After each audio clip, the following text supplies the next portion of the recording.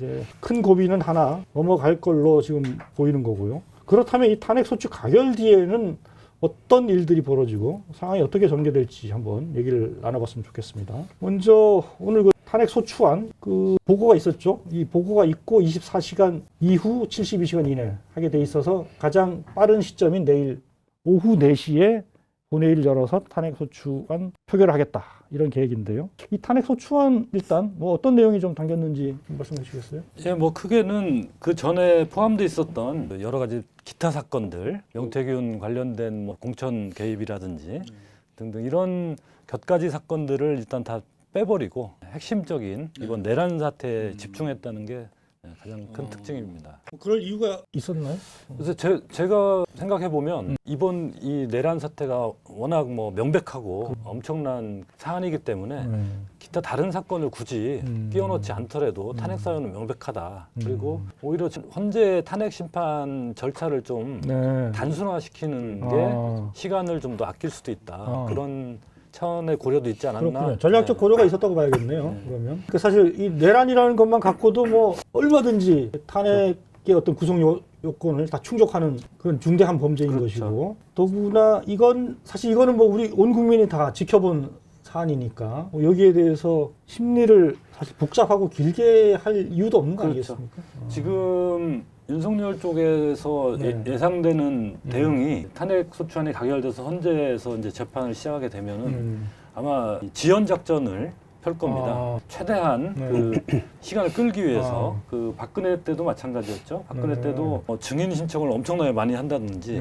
아니면 뭐 답변서 제출을 하라고 했는데 그 답변서 제출을 마냥 미룬다든지 이런 식으로 해서 재판을 끌려고 하는 모습이 그때 역력했거든요. 거기에 대해서 헌재에서 좀 제동을 가하기도 하고 그래서 이번에도 만약 여러 가지 사안이 동시에 사유로 올라갔으면 각각을 다 재판을 해봐야 되니까 그 과정에서 여러 가지 또 지연 작전을 썼을 텐데 좀 혐의가 명백하고 그렇죠. 입증이 단순 명료한 내란죄만 가지고 했기 때문에 지연 작전도 통하지 않을 것이다. 그 사안이 여러 개면 그 사안마다 각각의 증인들을 다 부르고 뭐 반대 의견을 얘기하고 뭐 이러다 보면 이제 시간이 무한정 길어질 수 있는데 그걸 미리 차단하기 위한 것이다라고 볼 수 있는 거군요. 이렇게 말할 수 있을 것 같은데요. 저는 윤석열의 이번 탄핵의 목표는 두 가지가 있다고 봅니다. 첫째는 1차 목표는 탄핵 기각이고요. 윤석열의 전략을 말씀하시는 윤석열 전략. 탄핵 기각이고 어제 벌써 셀프 변론을 시작한 거 아닙니까? 계엄령 포고 다음 날 삼청동 안가 모임이 있었다는 거 아시잖아요. 계엄 다음 날. 그때 모였던 박성재 법무장관, 이상민 행정안전부 장관, 이완규 법제처장, 김지현 민정수석. 이 공통점은 법조인 일이라는 거잖아요. 그러니까 여기서 방어 논리를 개발을 했을 거고요. 대책회의도 만들었을 테고 그게 어제 내란 성도 담화에도 반영이 됐을 테고 이미 가동이 된 거예요. 이미 가동이 된 거고 두 번째 목표는 만약에 탄핵이 인용이 되면 대선이 열릴 거니까 대선에서 국힘 후보가 당선되는 거죠. 그렇죠. 당연히. 그렇게 해야 사면을 받을 수 있는 거 아닙니까? 그러니까 이 국힘 후보가 당선되려면 아까 말씀하셨다시피 이재명 대표의 공직선거법 2심, 3심 최대한 빨리 해서 어쨌든 가장 강력한 정적을 없애는 건데 그걸 위해서는 최대한 지연 전략을 펼쳐야 하는 거죠. 뭐 그런 차원에서 이런 얘기가 나오는 것 같아요. 윤석열 본인이 직접 자신을 변호하겠다. 탄핵 심판에서. 그리고 탄핵 심판 전 과정에 대한 생방송도 요청하겠다. 이런 보도가 채널A를 통해서 나왔고요. 이게 바로 그런 의도를 담은 거라고 볼 수 있겠죠. 그렇죠. 뭐 재판 전략의 일부를 드러낸 셈인데 거기에는 자기가 직접 나와서 얘기하고 그것이 생방송 되면은 국민들을 설득할 수 있을 것이라는 망상적 사고가 포함되어 있는 것 같고 그리고 어제 그 담화처럼 선동하는 효과가 있죠. 지지자들을. 극우 지지층들을 선동해서 헌재 앞에 몰려와서 뭐 데모라도 하게 하고 이미 어제 이후에 민주당 의원들한테 문자 폭탄 가고 있다는 거예요. 그러니까요. 참. 어떻습니까? 이런 식의 전략이 과연 쉽게 통할까요? 어떻게 좀 전망을 하십니까? 저는 어려울 거라고 보는데요. 일단 경제가 너무 심각해요. 아시다시피 뭐 주가는 주가대로 환율은 환율대로 이게 우리가 사실상 수출로 먹고 사는 나라인데 환율이 이렇게 폭등하면 그 여파는 전 사회에 미치거든요. 일단 이 경제 위기를 외면하지 어려울 거다.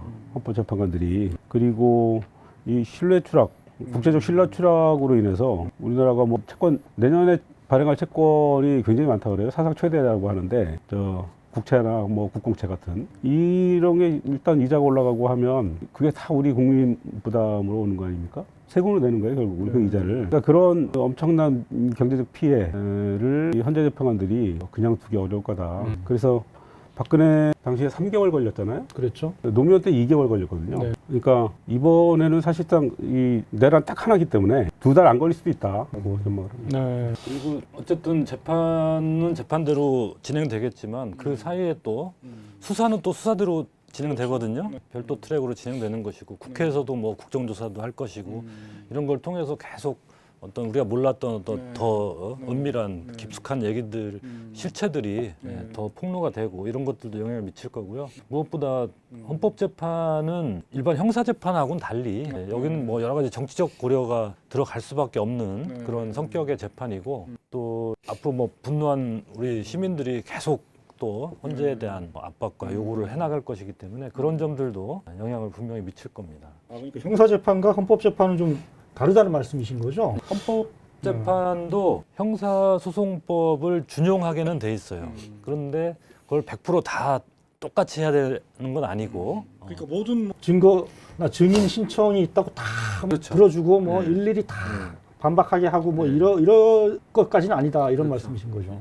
박근혜 재판 때도 비슷했습니다. 그쪽에서 아까 말씀드렸듯이 지연작전으로 증인을 엄청나게 신청을 했지만 걸러낼 거는 걸러내고 헌재에서 헌재에서도 당시에 한 2달이라는 그 타임테이블을 미리 염두에 두고 했던 것 같아요. 그래서 그거에 맞추기 위해서 불필요한 부분들은 차단하고 하면서 결국은 3월 초라는 시점에 맞춰서 선고를 했죠. 그렇군요. 그렇다면 말씀하신 대로 어쨌든 이번에는 뭐 내란으로 딱 단순화했고 사안 자체를 그래서 거기에 따른 여러 사실 이게 뭐 논란이 될 여지는 크지 않은 거 아니겠습니까? 그렇죠.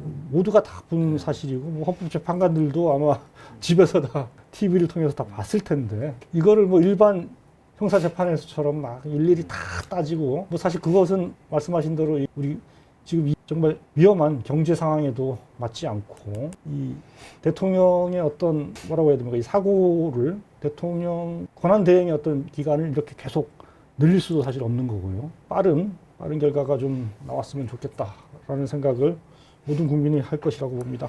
지금 헌법재판관이 골석이 많아서 6명이잖아요.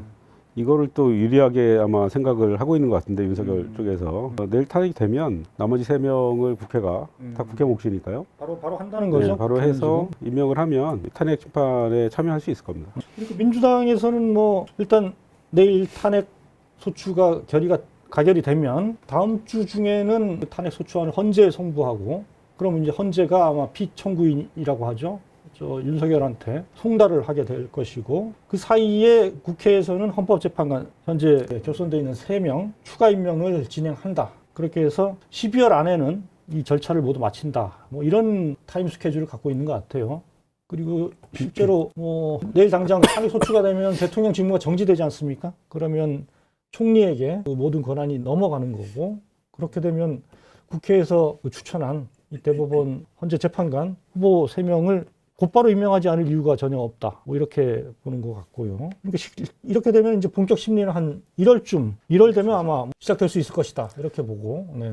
박근혜 당시에는 한 3주 만에 본 재판이 시작됐거든요. 이번엔 그거보다는 더 당길 수도 있을 것 같아요. 실제로 탄핵 심판을 시작해서 2달이니까요. 내일 탄핵 소추가 돼서 소추가 되고 이제 2달이니까 내일 탄핵 소추가 되면 2월 14일 정도 이전에는 탄핵 결과가 나오게 될 거라고 봅니다. 그러니까 그건 빠르면 2월이라고 봐야 됩니까? 아니면 뭐 좀 늦으면 2월이라고? 늦어도 늦어도 네. 늦어도 2월 중순. 그러니까 이 사안 자체는 좀 간명하기 때문에 사실 한 달만 해도 뭐 가능하다 이런 얘기도 있는 것 같아요. 핵심 그 사안만 입증되면 되니까. 그렇죠. 핵심 증인 몇 명만 해도 사실은 윤석열이 위헌 불법적인 계엄령을 내렸고 국회 들어가서 국회의원들 끌어내라고 했다. 이 정도만 입증돼도 사실은 탄핵 사유는 다 충족되거든요. 그러니까요. 알겠습니다. 그럼 이건 어떻게 됩니까? 이 탄핵 소추 뒤에 일단 헌재 심판이 이제 시작이 되는 의미가 하나 있고요. 윤석열 윤석열의 신분은 어떤 변화가 생기게 되죠? 그러면 일단 뭐 대통령 직무는 정지되는 거고요. 예. 직무 정지되면 아마 최소한의 경호 정도는 예, 유지될 테고 그 외에는 뭐 할 수 있는 일이 없어지는 거죠. 경호는 유지가 되고 뭐 대통령의 그냥 신분은 살아있는 그런 셈이 되는 거죠. 네. 신분은 살아있지만 권한은 없는. 권한은 없고. 그 어떻습니까? 근데 여전히 신분이 살아있다. 그래 경호도 유지된다. 이런 게 좀 수사에 어떤 영향을 주게 될 가능성, 그런 우려는 어떻게 봐야 될까요? 그때 박근혜 때는 신분이 유지된다는 것으로 인해서 형사상 면책특권도 유지된 거거든요. 그렇기 때문에 현직 대통령을 상대로 수사를 할 수가 없었어요. 그래서 탄핵이 헌재에서 파면 선고가 난 뒤에 이제 본격적으로 진행이 됐는데 박근혜 본인에 대한 소환 조사라든지 이런 것들은 체포도 그렇고 이번에는 제목이 내란죄이기 때문에 그렇죠. 예, 이미 대통령이라고 할지라도 면책 특권이 없거든요. 그렇기 때문에 대통령 직무가 유지된다 손 치더라도 예, 얼마든지 체포, 구금할 수가 있는 상태입니다. 아, 그래요? 그 굉장히 희망적인 소식입니다. 그러니까 수사에 대통령 권한을 내려놓게 되면 뭐 수사의 가속도가 그럼 붙을 수 있는 그런 상황이라고 봐야 되겠네요. 그렇죠. 이를테면 대통령으로서 다른 국가기관을 움직여서 수사를 방해할 수 있는 권한이 없어지니까. 그렇죠. 알겠습니다. 그럼 뭐 탄핵 소추가 되면 곧바로 다음 주에 실제로 뭐 대통령실에 대한 뭐 지금 몇 차례 압수수색 시도가 있었습니다만 계속 거부되고 있는데 이것도 뭐 가능해지고 어떻게 보면 그렇죠. 가능해지고 실제로 체포 나아가 구속까지도 급진전할 수 있는 어떤 뭐 상황으로 좀 기대를 해볼 수도 있겠네요. 네. 검찰의 압수수색은 명분쌓기용인 것 같고요. 탄핵이 되면 영장 먼저 칠 겁니다. 그래서 신병부터 아마 확보를 할 거예요. 다음 주엔 윤석열의 정말 몰락을 한번 기대해 볼 수도 있을 것 같습니다. 자, 그렇게 되면 결국 탄핵 소추가 되고 탄핵 심판 뭐 빠르게 진행된다 이렇게 봤을 때 그럼 어떻게 됩니까? 이 전국은 이제 곧장 다음 대선을 준비하는 그런 국면으로 접어들 가능성이 커지는 거 아니겠습니까? 그렇죠. 이게 심판 결과에 따라서 심판이 말씀하신 대로 한 달 또는 두 달, 늦어도 두 달 뭐 이렇게 나온다라면은 2월까지는 심판이 늦어도 끝난다고 봐야 되고 그렇게 되면은 심판 이후에 탄핵 그러니까 파면 이후에 60일 안에 대선이 이루어져야 되게 돼 있지 않습니까? 그렇게 따지면 역선을 해봐도 4월 된다고 봐야죠.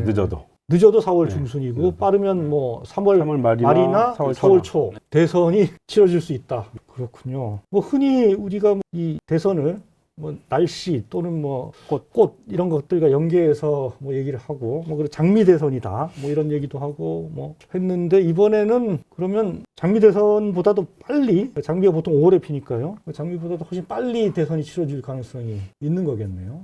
그렇죠. 보통 진달래가 한 3월 말에 피고 그렇죠. 벚꽃이 한 4월 초에 피잖아요. 네. 그러니까 진달래 대선이 될 것이냐 벚꽃 대선이 될 것이냐 이게 문제겠죠. 아마 각 정치 주체들도 탄핵 소추가 의결되고 나면 이후 전국을 누가 어떻게 대선에서 이길 것인가 승리할 것인가 이 문제를 두고 돌아갈 가능성이 클 것으로 보입니다. 이 탄핵 소추로 새로운 대한민국, 이 윤석열의 대한민국과는 완전히 다른 우리 국민 모두가 꿈꾸는 그런 새로운 대한민국을 만들어가는 여정의 첫 발을 뗄 수 있기를 기대해 봅니다. 네. 내일 뭐 어쨌든 내일 우리 국민들이 모든 시민들이 최후의 경고를 함으로써 내일 확실하게 탄핵안이 통과되고 그러면 이후에는 정말 큰 걸림돌 없이 진행이 되리라 예상이 됩니다. 네. 저는 이 검찰이라는 괴물 조직이 윤석열이라는 괴수를 낳았다고 생각을 하거든요. 검찰과 군은 성격이 상당히 유사합니다.